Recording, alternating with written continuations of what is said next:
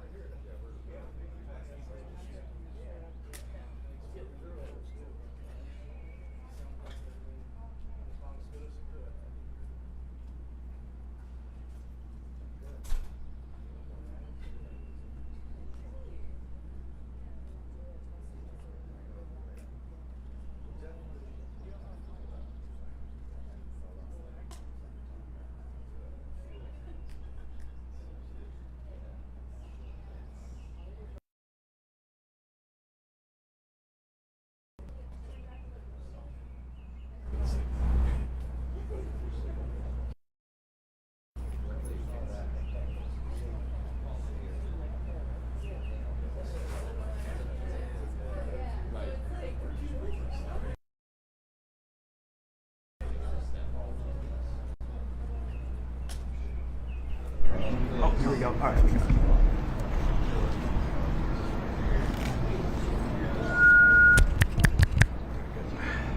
That's the gear back up. Channel 2. This will pick up in his direction. All right. Get back up on my side.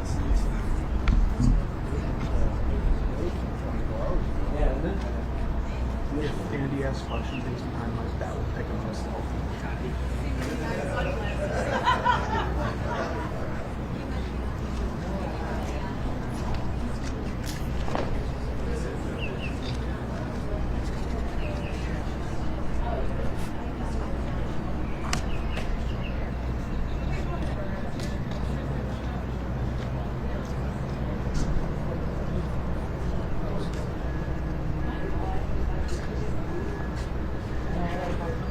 If they complain about the other weeks, like it's all totally depends on one. So if one is too staticky, then we have to drop one and flip two.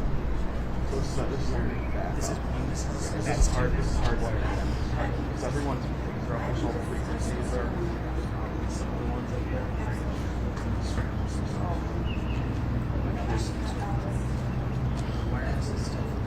yes. Wireless one here.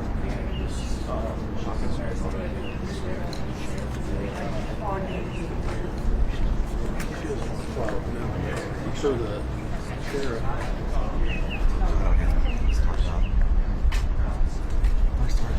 Welcome, media. We appreciate you coming down for our 403 press conference. I'd like to introduce the Mayor of the City of Portage, the Honorable Patricia M. Randall. Thank you all for coming to the City of Portage. I wish it was for different reasons. Basically, our focus today was to take chaos and to bring calmness. It was about assessing the damages that were inflicted on Portage last evening. We are very grateful and feel blessed that there were absolutely no fatalities, and the 8 people that went to the hospital, it was for minor injuries. We do have over 100 families that have been removed from their houses as we've gone door to door and found that the damage is so extensive that people can no longer live there. We are trying to address those needs, and we encourage anyone to call 211 to seek immediate housing. We have 2 churches in Portage that are not at capacity that are willing to house people, and we also have the Portage Zhang Senior Center, which we are willing to open our doors as well. Tomorrow, we are praying for a return to power. We have many traffic lights that are not working because there are simply no power, and we have 5 others that are damaged. That will help the flow of traffic.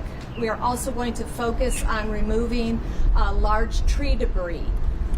We have got them off the roads, but they are piled high in many neighborhoods. So for safety and visibility, our crews will be removing this lumber.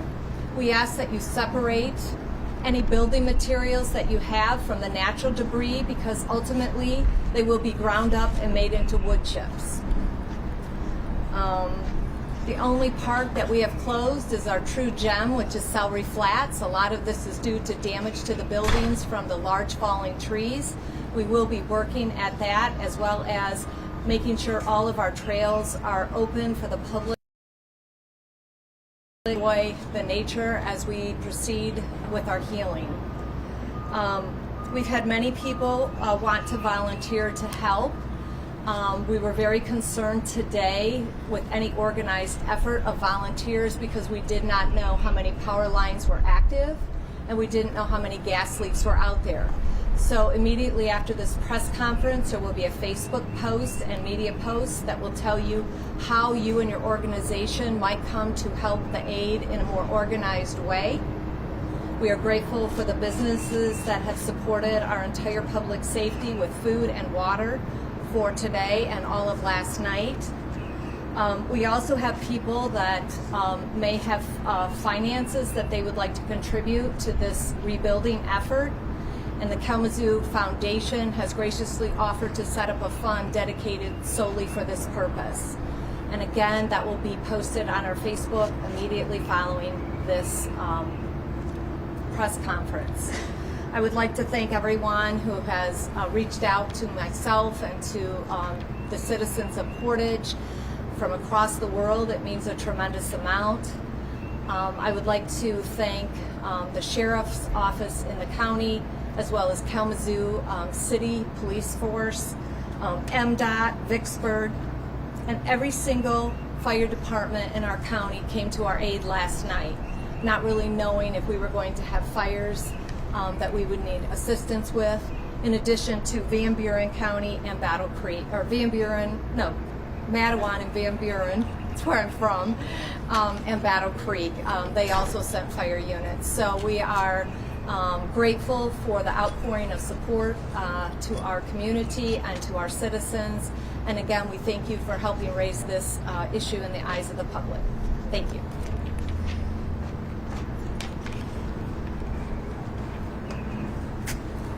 Now, I'd like to invite Sheriff Fuller up to the podium to make a few comments about the county response at this time. Thank you. So we were, excuse me, I'm sorry. We were very lucky here in Kalamazoo County last night. You might remember that 44 years ago this coming week, there was a tragic tornado that came through Kalamazoo and took 5 lives. Last night's event, well, I believe, was even larger. And many people talked about being prepared last night because they were listening to the television stations. They were alerted by friends, apps on their phones. A lot of people heard the Portage sirens, even out into Pavilion Township, where we spent a lot of time last night. We know that there are easily thousands of trees down right now, and it's taken a lot of effort. In the crowd amongst you right now, I can say that there are so many partners that stepped up and really helped everybody. The law enforcement community was side by side in the community, even reaching over into, like the mayor said, Battle Creek. Michigan State Police were out here taking care of people, helping anywhere they could. I got to mention that we have the American Red Cross on scene, Salvation Army on scene. We are looking for housing for many people. I would say between Portage and the township of Pavilion, given Pavilion Estates destruction, there are several people that are needing places to stay. So we're working on that. I gotta say thank you to Consumer Energy for being on the scene immediately, side by side, working with the emergency operations teams to know where people were going, where they were needed, and what gas needed to be shut off where. On top of that, AT&T FirstNet set up a system that brought up more towers and was able to help everyone using their cell phones to make sure that they were able to connect with families and to make sure emergency services were able to talk amongst each other with our radios and all the cameras that we use that use those systems. So ultimately, again, 44 years ago, we had a much more tragic event come through and caused 5 lives to go. Last night, because our community is working hard together all the time, and because they were paying attention last night and hearing the alerts, lives were saved. We heard more than one story where the people said, we just got out of there. Or we were taking cover in the bathroom because the house was taken off its foundation, and they are safe because of their actions. All of those things were successes. One of the things I saw on my way here, there's a lot of traffic congestion, and I understand why, because there's a lot of roads closed. But one of the vehicles I saw on my way here, I was sitting behind a vehicle, and their license plate was Rise Above. I thought, how perfect was that on a day like today? Rise Above is the message that I think everybody can take away from this.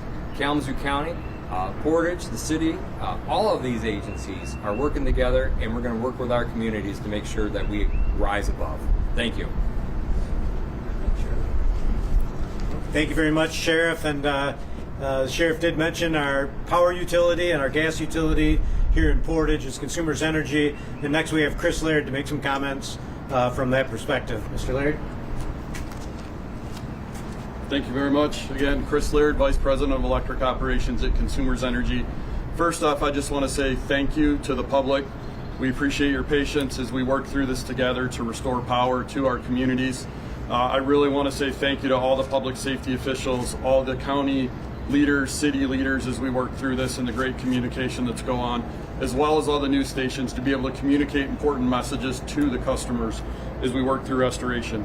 So the storm and multiple tornadoes that swept through the region Tuesday really caused a lot of havoc for us. We're having challenges getting down roads with all the trees that are down, and we've had to mobilize quickly. We do have 160 electric line crews that are in the region right now working 24/7 to restore power, as well as 70 gas crews that are out to respond to those emergencies as well. We've identified, have damage assessment out, looked at every mile of line. We know all of the counts that we have, over 200 broken poles on the system right now. We have over 100 forestry crews supporting our restoration efforts as well as we go forward. So we had about 30,000 total customers out. We have 20,000 remain, so a third have been restored. Our goal is to have the majority on by midnight tonight. We will have customers that go into tomorrow in the hardest hit areas, and we're continuing to work round the clock to make sure that we safely restore power to everybody. As a former line worker, I just want to paint the picture for a minute for you guys. So as tornadoes come through, trees, lines get tangled together. It takes a lot of time and energy to safely take care of that and restore power to folks. So I firsthand been through that. I also am a former firefighter, volunteer firefighter, so I have great appreciation for the work that the men and women and all the organizations across the counties do every day to support these efforts as we go forward. So again, we're going to work around the clock. We're going to attempt to get the majority of folks on tonight. We will have some that go into tomorrow. Thank you very much for your patience as we continue to go forward. It's an all hands on deck approach for us. All the men and women at Consumers Energy are working around the clock. And I want to say a couple other things. Safety is a top priority for us, for all the folks that are standing behind me, and for our communities. You can call and report things to 911. You can also call Consumers Energy at 1-800-477-5050 for electric or gas emergencies, and we will quickly get out and respond. Thank you again.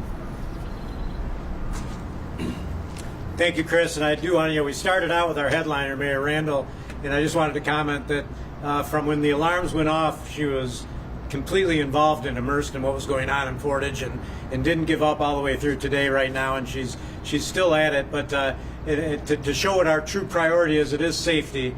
And so I want to introduce our Public Safety Director, Nick Armold. Nick? Thank you. Yeah, so just to catch everybody up on what public safety's been doing all last night and throughout the day today, we have up-converted our staffing so that we've been able to check all of the areas that were worst hit. We've double-checked and triple-checked all of those areas to make sure that nobody was trapped in there, nobody was stuck, and that the help that was needed for all of them is getting to them. We have concerns about power lines still down, gas leaks going on, so we're working with Consumers Energy to help them get to where they need to do to fix those things. It's devastating. I took my first ride around there earlier today and saw exactly what everybody was talking about. It is really hard to comprehend what you see out there, and then to put that up against the fact that we had not only no fatalities but little if any injuries at all. It's just mind-boggling. It makes you think that somebody was definitely looking out for us. Our warning systems worked perfectly. The phones, the sirens, all of the notifications through media alerted everybody, and I think that's what led us to where we are today. Yeah, it's very tragic to see the pain on the people who lost their homes, but we will recover from that. We'll help them recover from that, and until everything is set, public safety will be front and center. We'll have people here responding to anything we need to respond to. And with that, I'll turn it back over to the city manager. Well, thank goodness, right on time, the Red Cross showed up. So we're going to invite the Red Cross up to say a few words for us. Great, thank you, Mayor. Community, thank you so much for having us this afternoon. The Red Cross has activated since last night. We have a shelter that is open since last night. We currently have about 20 residents, just came from there a little while ago. And that number is fluctuating up and down a little bit. But really what we're focusing on right now is immediate needs. That means shelter, food. We also had an opportunity to visit the community earlier today that was hardest hit. And was there with the governor as well. And I just want to reassure the community that the Red Cross is here. We're strong. We've established a disaster response operation, and we're here to support this community. I love this community. I'm a Bronco myself, and just here for whatever support is needed. Ma'am, thank you. Your name? Mary Lynn Foster. Mary Lynn Foster? Mary Lynn Foster, Regional CEO for the American Red Cross here in Michigan. Okay, thank you. Okay, right. Thank you. Thank you, Mary Lynn. And I do want to just follow up on something that Chief Arnold mentioned about everything working the way it's supposed to. Something that also worked is you all. The Fourth Estate was alive and well as the entire event unfolded. I found myself relying on you partially as I was checking up on my detail and making sure I could confirm and verify you were all on the job all night, and I'm sure you're probably just as tired as we are. And with that, I'd like to offer an opportunity for you to ask any questions. I've got the answers right here behind me if I don't have them. I was wondering about, you double-checked all the folks here. We got tens of thousands in Portage. How confident would you say, Nick, that you are that no one's trapped, no one's stuck, that everyone is safe? Yeah, we're definitely more than confident. We went through the hard-hit areas several times last night, and then redid all of those checks today, both police and fire. We're very confident that everybody has been accounted for, and we're very confident. Okay. It was a tight, regimented operation last night. I was honored to watch it unfold here. They had teams of units going through every single neighborhood, boots on the ground, checking every single residence where a person could need help. And we felt very strong that every corner of town was being covered. You guys do a good job coordinating. Mary Lynn and Rick and Pat all talking about folks who need shelter. There's available shelter. Can some of those folks in Pavilion be put in these churches? Can they go to the Red Cross? Can they go now? 100%, but I'll let Mary Lynn answer that. Yes, absolutely. We do have residents from the Pavilion, from that community, at our shelter right now, as well as anyone in the community. Even if you need a small respite, you can come join our attend our shelter free of charge. Even if you just need a drink, a snack, a meal, some place to lay down. Absolutely, it's open to all. And again, no charge. We're happy to. Where is that again? Provide. Where's that? That's at the Kalamazoo First Assembly of God Church.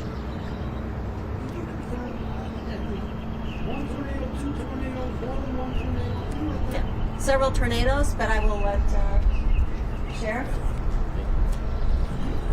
So right now, of course, the Weather Service is going to be out assessing the damage, looking at the evidence that's left behind in a storm like this. We were looking at radar indicated rotation that was a high indicator of actual funnel clouds.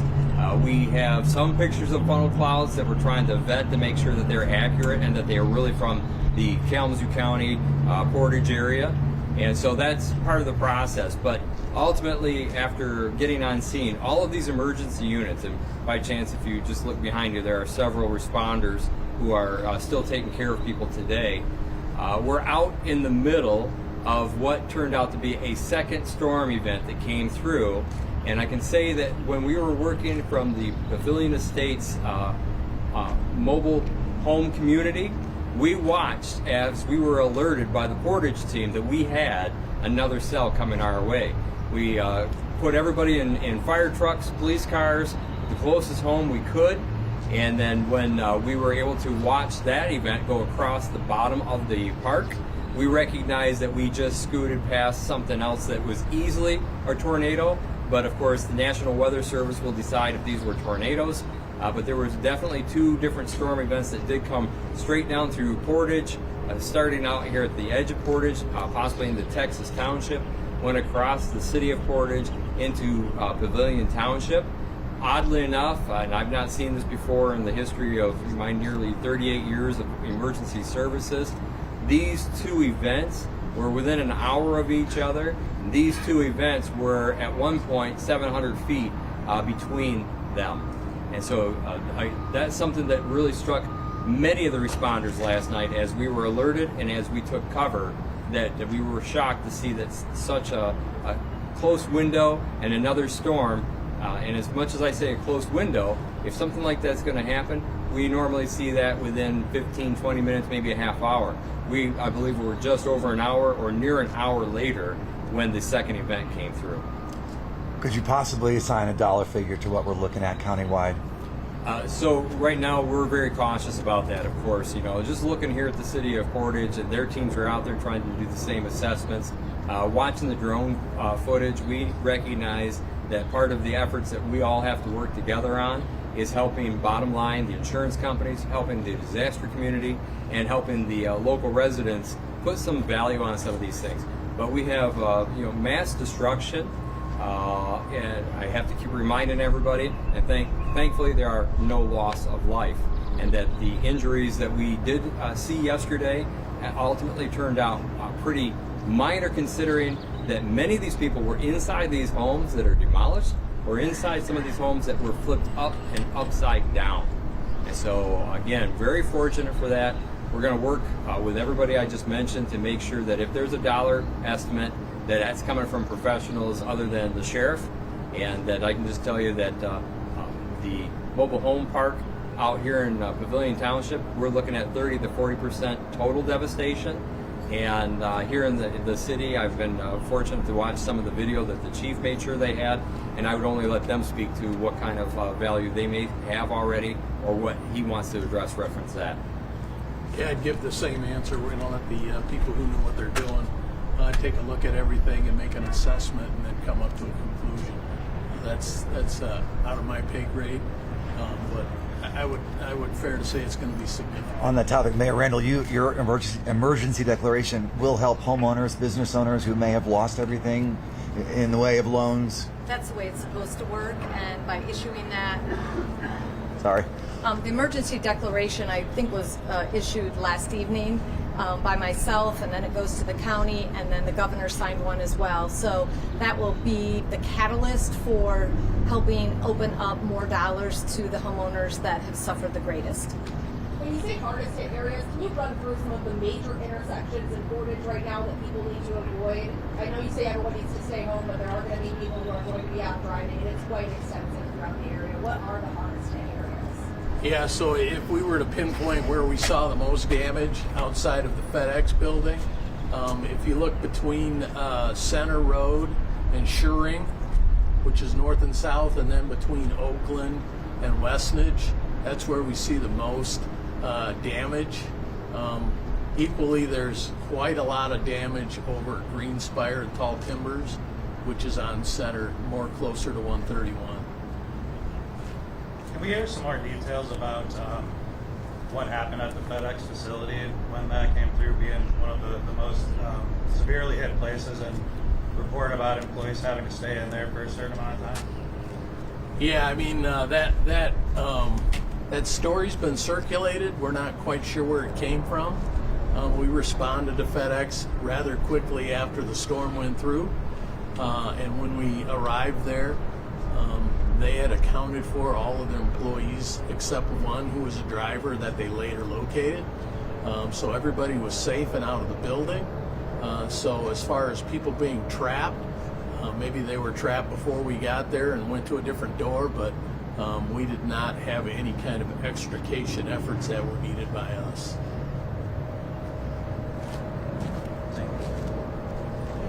Thanks.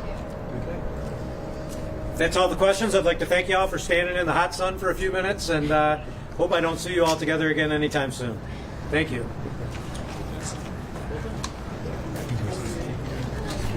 Alright, we're gonna go live like now.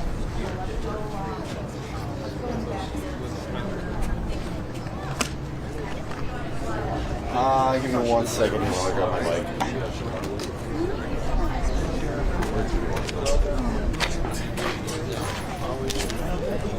We'll be there for you.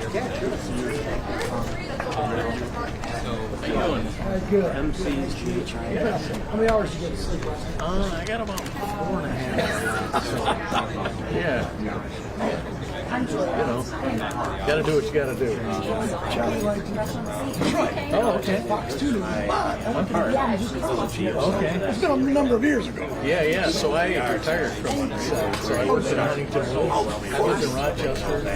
I retired and then came here. Yeah, he was there when he was Alex Alley. yes. That's my city. My whole career. Yeah, mayor. The mayor. Was the mayor. He's the longest mayor in It the was. country. Oh, it was. Who was it? Great guy. Great guy. Great guy.